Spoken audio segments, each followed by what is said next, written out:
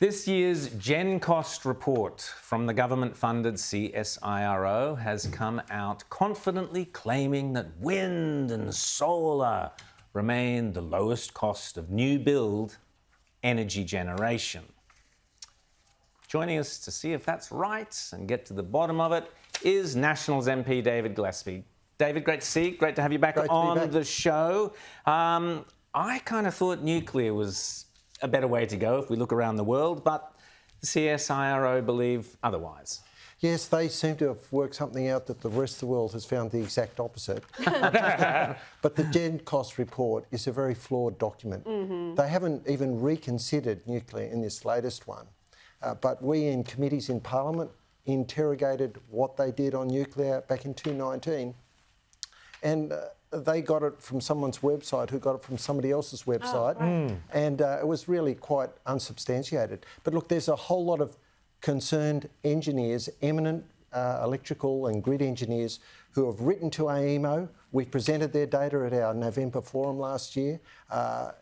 Two of them have had back and forth conversations saying, you are wrong. And their latest iteration hasn't even considered again. And it is a really important document because it's led people like Reputex, like the government, like the ISP, and basically it's willful blindness leading the blind.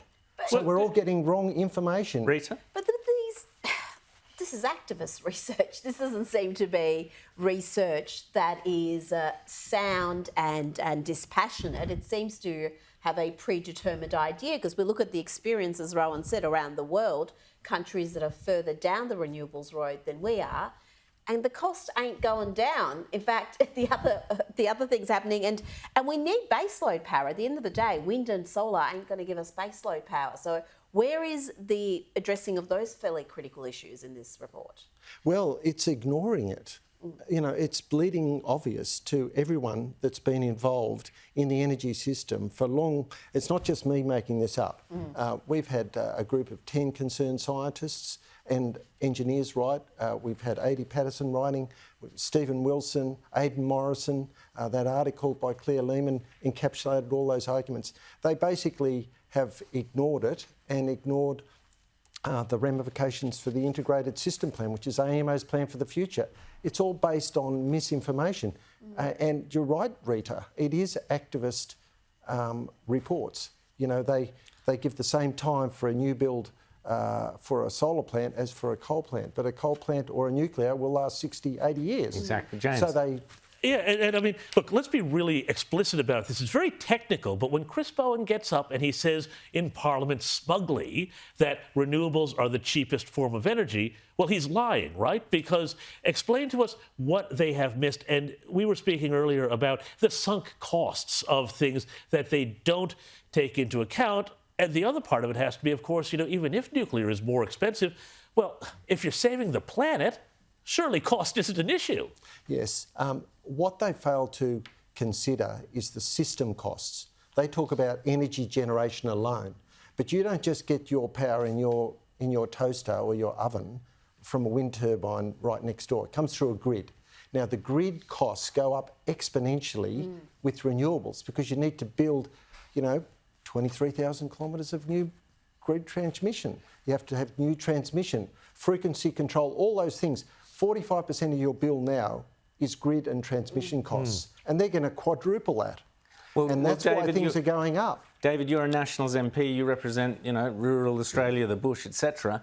I was down in Canberra recently. You'll have seen those hideous transmission lines along Hindmarsh Drive there, these massive, great things. Now, people, farmers, constituents of yours, can look forward to having these things through their paddocks, across their gardens. That's what's happening because under net zero, doesn't matter if you object or not, it's going through. We've seen in the snow, we've seen all sorts of complaints. So tell us the feedback you're getting from from your constituents. Look, there's red hot anger. There's no social licence for them to turn up and wipe out all the normal regulatory processes like the environmental assessment. They're bribing people, giving them hundreds of thousands of dollars to put these unnecessary power lines through for these phantom solar projects that haven't even been built.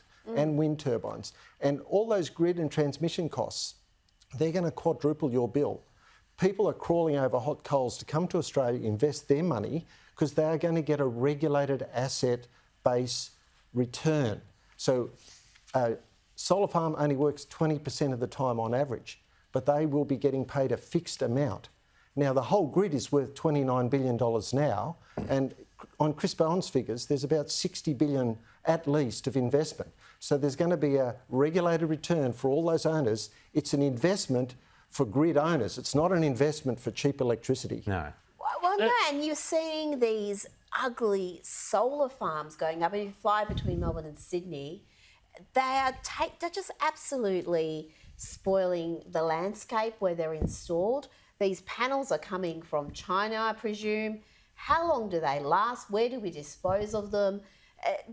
All those sort of questions seem to be disregarded. It just seems like, never mind the cost, never mind what goes into these panels, we're going to invest billions in them.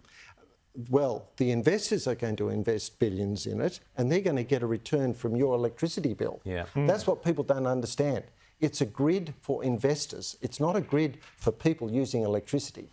It's very, very expensive, and it will be clipped onto your ticket that your retail provider will give you.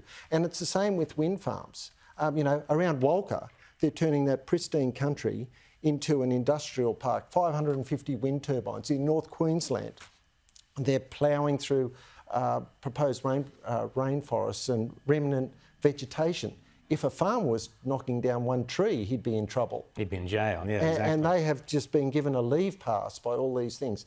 But it's destroying our grid stability. It needs inertia and frequency and voltage control, which a power station does. And if we're going to deindustrialise or defossilise our industry, the thing with nuclear, it not only generates electricity, it generates industrial heat.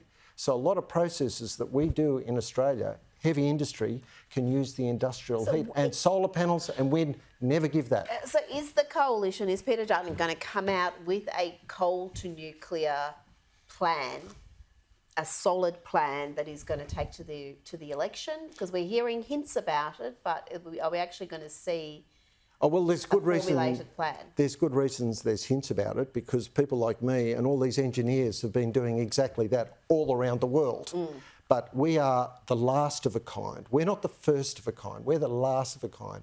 The rest of the world has worked out this experiment in Canada, in Europe, in the UK, with relying on wind and solar generated, puts your sovereignty at the whim, not only of the weather, but most of this renewable stuff is made in China. And it puts us at the mercy of China, 100%. Dr. David Gillespie, great to have you on as always, and thanks for warning us about what's coming down the road and coming to a property near you. Unless you speak up, the Nationals are onto it. Shame Labor aren't.